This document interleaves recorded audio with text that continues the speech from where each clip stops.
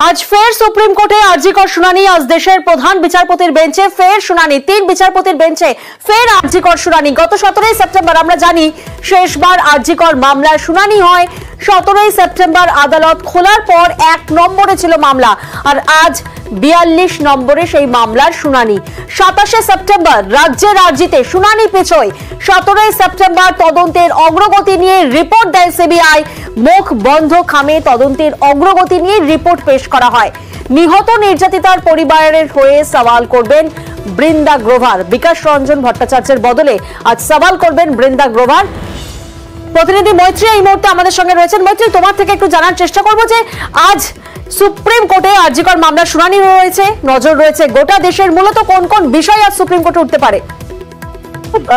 Supreme কোর্টে গোটা দেশের নজর রয়েছে এবং যেটা আশা করা যাচ্ছে আর অল্প কিছু সময়ের মধ্যেই সুপ্রিম কোর্টে এই মামলার শুনানি শুরু হবে।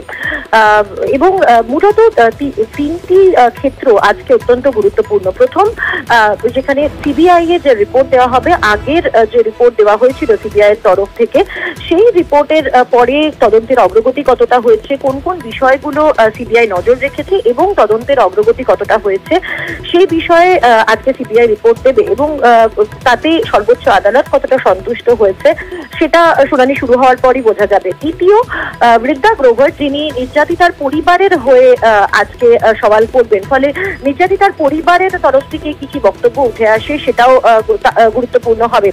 তৃতীয়, যারা আন্দোলনকারী ডাক্তাররা রয়েছেন, আন্দোলনকারী রেসিডেন্ট ডক্টররা 17 তারিখ যখন শেষবার